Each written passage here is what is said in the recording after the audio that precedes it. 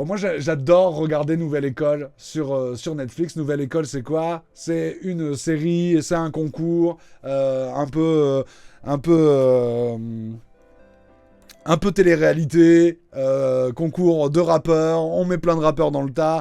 Il y a plusieurs épreuves.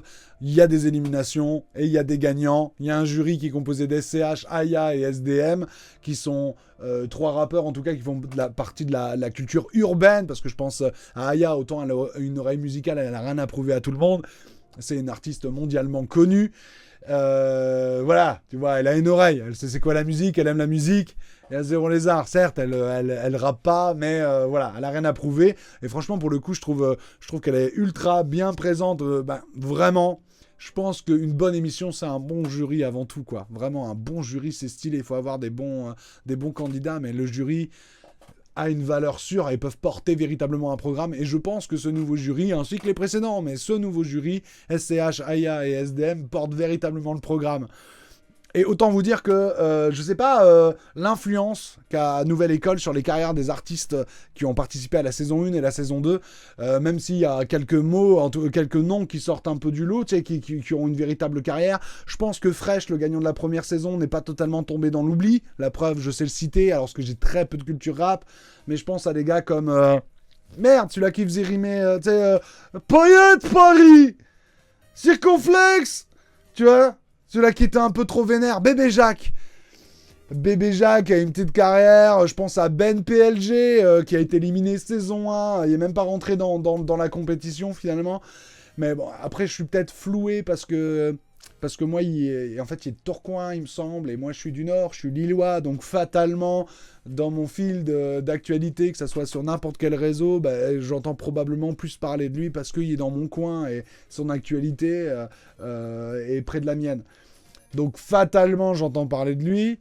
Je pense que le jumeau de Théo Babac, là, pas Théo Babac, mais Théodore, c'est celui-là qui lui ressemble vachement, là, Warren, on entend parler pas mal, etc. Mais tu vois, finalement, sur une quinzaine de candidats par saison vraiment notables et identifiables, il y en a très peu qui ont ses pairs.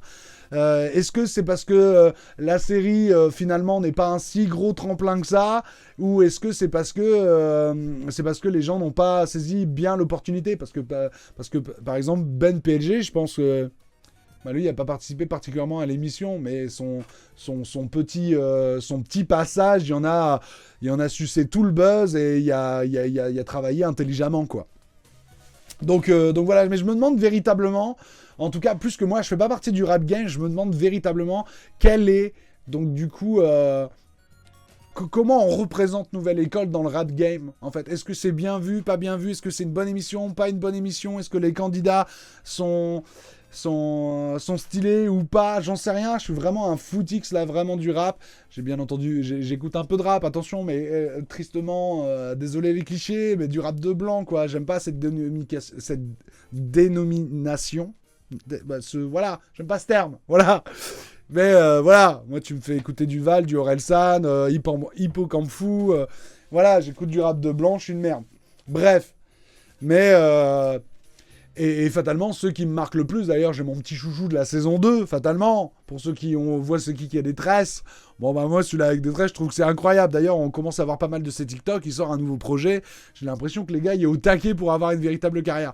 Mais je pense que la saison 2 est pas un tremplin. En fait, je pense que Nouvelle École, n'étant pas érudit du rap, mais je pense que Nouvelle École, bien plus qu'un très bon tremplin, c'est surtout une très bonne exposition. Et l'exposition, c'est comme tout, faut savoir vraiment jeter les bons dés, quoi. Faut bien jouer l'exposition, quoi. Donc faire un passage remarqué dans l'émission et après suivre à travers les réseaux, etc. Et je doute pas que participer à Nouvelle École influe sur tes réseaux sociaux et notamment ça t'ouvre quelques portes, notamment quelques festivals, quelques salles, etc. Fatalement. Les mentors de l'émission continuent à pousser leurs poulains après l'émission, genre faire des premières parties ou autres. C'est sûr, il y a Warren, il me semble, qui a fait un feat avec SCH. Il y a Fresh qui a fait un feat avec Caris, etc. Mais bon, Caris ne fait pas partie du jury. Je crois même pas qu'il a fait. Je crois même pas que dans la saison 1 et dans la saison 2, c'est pas impossible dans la saison 3, mais que je suis pas au courant, mais. Qui a fait même pas, il a même pas passé une tête dans l'émission, quoi. Mais par exemple, Warren, il me semble, a fait un feat avec SCH. Donc oui, plus ou moins, dans tous les cas, il se follow back, quoi, sur les réseaux sociaux, probablement. Après, bien entendu, il y a des feelings, il y a des machins, etc. C'est pas un contrat tacite. SCH n'a pas signé pour booster les stats ou même accompagner les artistes qui participaient à l'émission, quoi. Après, il y a de l'humain, fatalement. Mais bon, je me demande véritablement l'image qu'a Nouvelle École par rapport au monde du rap, qui est le monde du rap, un monde de poseurs de ouf, quoi. Vraiment, ça se traduit à travers, bien entendu, les freestyles, mais pas seulement. Vraiment, dans toutes les émissions, j'en vois pas un avec les yeux, les sourcils, tout le monde. Il y a les sourcils qui se froncent. Moi, j'ai les sourcils qui ont commencé à froncer. C'est le foot, moi, tu me parles pas d'âge. Non, mais vraiment... Je trouve que le rap, mais c'est un truc de ouf à quel point c'est caricatural, quoi. En tout cas, en ce qui concerne la Nouvelle École et ce que l'image du rap Nouvelle École me donne, mais que des poseurs, quoi. Vraiment, ça fronce à fond les sourcils, c'est vénère et ça. La vie, elle est pas simple, mais t'inquiète.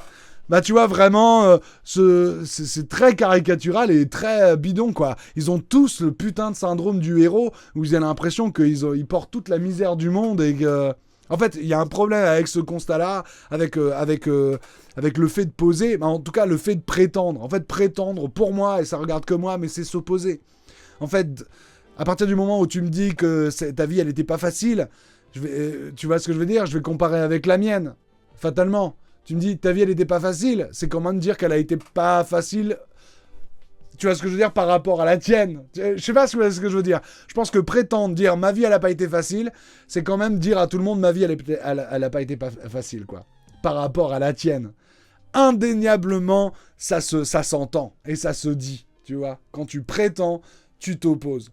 Donc moi, quelqu'un qui me dit, mec, ma vie, elle a été dure, c'est quoi ta vie ?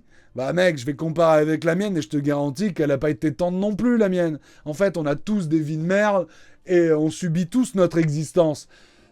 Et ce fait de... Prétendre, ça me saoule un peu et je les trouve un peu... Franchement, surtout à la saison 3, là, pour le coup, je ricane énormément en regardant cette série. Parce que mec, mais arrête, t'es personne. Personne n'est quelqu'un, en fait. Faut redescendre, tout le monde doit descendre d'un étage... Et je trouve que le rap vraiment symbolise énormément ça, le syndrome du héros, quoi. Vraiment, le syndrome du héros, de ouf. Y a que moi que ça dérange, en vrai. Moi, je trouve que, les gars, il faut qu'ils redescendent tous, quoi. Mais je trouve que c'est assez symbolique, tu sais, des réseaux sociaux, etc. Vraiment, tout le monde a le syndrome du héros. Et c'est assez bluffant et ça me fait énormément rire, quoi, ça. Énormément rire. Mais je passe à un super moment devant Nouvelle École, quoi. Et je suis vraiment impatient d'être au 11 juillet. 11 juillet, il y a la suite de la série. Moi, je suis véritablement impatient. Encore une fois, j'ai mon chouchou, je trouve les épreuves, tu vois, le délire d'épreuves, élimination directe, alors que tu t'es attaché, t'espères que ton chouchou va pas se faire éliminer et tout, tu vois. Et encore une fois, porté par un jury franchement cool. Moi, SCH, je le trouve incroyable. SDM, que je découvre parce que j'ai encore aucune culture rap. Je te jure, j'ai été écouter 2-3 de ses sons parce que je voulais m'intéresser un peu plus au bonhomme. Ah, il y a Kalmura, bien entendu, que j'avais déjà énormément d'affection pour elle. Mais tu vois, je découvre véritablement... j'aime beaucoup cette série. Alors que je suis un gros Yankee du rap. Et autre question que je me pose véritablement... Est-ce que, parce que c'est pas mon cas pour le coup, même si c'est contradictoire avec ce que je viens de dire à propos des SDM, mais ça m'amène pas à écouter plus de rap qu'à l'accoutumée. J'écoute un peu de rap, dans tous les cas, j'ai des goûts assez éclectiques, comme beaucoup. Mais tu vois, je n'écoute pas plus de rap avec Nouvelle École. Je pense pas, ça m'a pas mis un pied plus dans cette culture, dans la culture rurale et dans la culture rap, même si maintenant le rap n'est plus synonyme de culture urbaine. C'est peut-être pour ça, j'aime pas le rap. Je suis pas un héros, mais un zéro. Non mais c'est peut-être pour ça qu'on aime tous Orelsan, finalement. C'est que lui, il y a un peu de pudeur et un peu de... Il y a un peu de... on est tous des merdes, quoi. Et en ce moment, je me reconnais plus dans ce discours-là que dans le discours, écoute, la vie, elle était pas dure, mais ma vie, c'est un shonen. Tu vois ce que je veux dire? Viens, redescendons tous, en fait. En fait, être juste désolé. Moi, je pense que c'est un peu un discours que j'aimerais trouver. J'aimerais qu'il soit à la mode, tu vois. Je suis désolé, quoi. Juste, putain, je suis désolé de subir l'existence, quoi. Je trouve ça plus simple, plus cool. Plus cool. Là, les revendications et le fait que, ouais, moi, je suis un vrai bonhomme, ça me fatigue un peu, véritablement. Moi, c'est pour ça que j'aime pas trop l'émission. Le concours de celui qui a la vie la plus dure pour justifier que ce sont des poseurs me saoule. Mais là, en l'occurrence, ça va, tu vois. C'est pas. Je te parle vraiment des textes dans les des textes de leur freestyle. Je te parle également de leur discours pendant les portraits, parce qu'il y a des portraits où chaque candidat s'exprime un peu plus, etc.